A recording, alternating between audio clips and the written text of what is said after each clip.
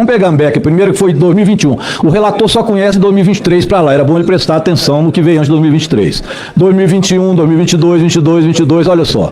Foram 5 entidades com ACTs que foram feitas com mais 1 bilhão e 500, 1 bilhão e 300 milhões durante o governo de Jair Bolsonaro, e aquilo ali foi principalmente com Oliveira, que depois virou ministro. Mas vamos lá. E depois continuou. Também no governo do presidente Lula, está lá 2023 e 2024. Então esse é o quadro do que aconteceu. Aí eu sou obrigado a perguntar ao senhor, o senhor doou R$1 para a campanha de Jair Bolsonaro. Esse R$1 teve um significado para o senhor de ser um militante da campanha, mostrar, olha, eu milito, eu sou bolsonarista e por isso doei R$1. Porque muitos fizeram exatamente dessa forma. E eu lhe vinculo isso porque o recebimento depois dessas entidades foi muito grandioso. Então havia uma expectativa, com certeza, em relação a isso. Mas por que eu entro nessa pergunta de Jair Bolsonaro? Eu pediria que colocasse aí uma segunda lâmina para que a gente pudesse ter o acesso a ela.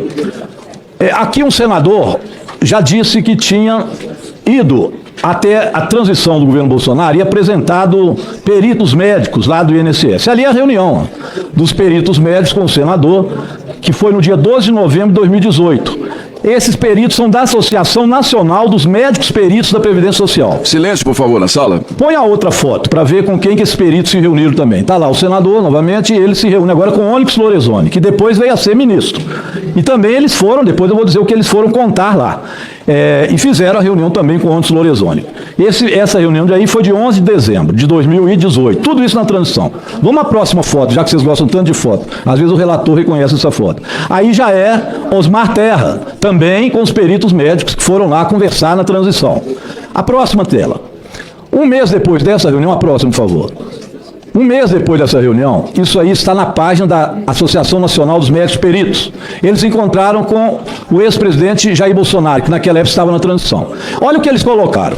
O presidente, ali de amarelo, reforçou a importância do nosso trabalho e ficou surpreso com os números apresentados pela ANMP sobre desvios, fraudes e irregularidades com dinheiro público dentro do INSS. O presidente da República ficou surpreso. Foi contado a ele que tinha isso, ao ex-presidente Jair Bolsonaro, conforme nós já tínhamos ouvido aqui de um senador. Põe a próxima, lá. Está lá o presidente Jair Bolsonaro, reunido em 11 de dezembro de 2018, na transição, onde ele recebeu os documentos e ficou horrorizado de saber que tinha tanta fraude no INSS. Ou seja, Bolsonaro tudo sabia, na minha opinião, tinha que ter comunicado isso à Polícia Federal, à Procuradoria-Geral da República, e quem sabe é o super-ministro dele, que na época disse que ia varrer a corrupção e depois disse que não varreu porque o próprio Bolsonaro não deixou. Vamos lembrar dessas coisas aqui que é bom a gente não esquecer. Porque ele tinha que ter ido à Polícia Federal, olha, tinha fraude. Ele tinha que acionar a Controladoria-Geral da União. E o que acontece agora? Sabemos todos que teve uma quadrilha. Essa quadrilha vem ao longo de muito tempo. É claro que essa quadrilha adentrou no governo agora. Foi descoberta a quadrilha, o presidente Lula o que fez? A Controladoria-Geral da União, imprensa, seja lá o que foi, ele disse, olha, para de descontar. Essa é uma pergunta que eu faço. Quando parou de descontar, o senhor sentiu isso economicamente nas suas empresas? Porque eu tinha relação com essas empresas também. Economicamente, o presidente Lula mandou descontar, já não tem mais roubo lá, não tem mais descontos aposentados, parou tudo. Está devolvendo o recurso agora, né? Também é outro fato. O presidente Lula está devolvendo os recursos para os aposentados. Então, paralisou o processo e está devolvendo. Foi nesse momento que se resolveu essa crise até agora. A nossa etapa agora é saber por que isso aconteceu. Por que o senhor entra também nessa questão, e aí eu vou tentando concluir um pouco da minha curiosidade. Hoje a Folha de São Paulo, que também deu essa matéria toda aí, com os peritos do INSS reunidos com o ex-presidente Jair Bolsonaro, está lá, ó, todos três que eu vou convidar para vir aqui. Eles colocaram claramente que foram lá entregar a fraude, está lá na associação, está lá escrito no site da associação que foram recolhidos isso aí. Pois bem, hoje a Folha colocou também, isso me desculpe os termos, mas está no jornal. Careca do INSS comprou salas por 700 mil e pagou com Pix.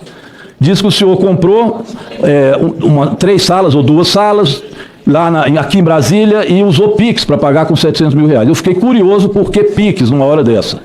Porque esse é um outro assunto interessante, porque o governo do presidente Lula também, para poder fiscalizar lavagem de dinheiro em Pix, ele fez uma norma muito importante, há um tempo atrás, que era para fiscalizar Pix, para não ter lavagem de dinheiro em Pix. Teve um deputado lá do meu estado, Nicolas Ferreira, que fez um vídeo dizendo naquela época que o governo estava querendo taxar Pix. Eu lembro dessa discussão. E não era verdade aquilo, mas aquilo ajudou muito aqueles que faziam lavagem de dinheiro com Pix. Eu pergunto se o senhor pagou com Pix, se havia também essa intenção ou não. Por que pagar com Pix? O fato é que o fato de ter paralisado o processo de fiscalização do Pix levou, inclusive, nós vimos há pouco tempo, que o PCC lavasse dinheiro com Pix e fintechs. Isso foi um problema sério, porque, na verdade, se precisa e agora está se fazendo a fiscalização no Pix. Foi um outro problema grande. Fica a pergunta se o pagamento em Pix foi feito pelo senhor já com algum motivo de lavar dinheiro ou não. Ou se não acontece essas salas, são inverdades também do jornal. Além disso, o senhor disse que tem também uma outra residência lá na Flórida, se não me engano, nos Estados Unidos, que eu queria saber o valor, me pareceu em torno de 15 milhões de reais, me parece muito, não. Falaram 3,6 milhões de dólares, vai dar em torno disso. E mais um outro prédio que o senhor teria adquirido aqui por mais 4 milhões. Eu queria saber se o senhor tem aí, também para nos informar, se o senhor queira fazê-lo, o que o senhor avalia ter de recursos agora depois desse empreendimento. E se após o Lula terminar com esse desconto, o senhor teve também algum baque financeiro, porque essas entidades pararam de ter dinheiro. São essas questões que eu queria levantar e coloquei aí os documentos e fotos, que são todas verídicas. E eu chequei exatamente no site da Agência Nacional do Ministério Público, vou apresentar os requerimentos, aliás, já apresentei, para que os 3 peritos possam vir aqui esclarecer o que pegaram na mão do presidente e porque ele não agiu. Pela ordem, senador Sérgio Moro.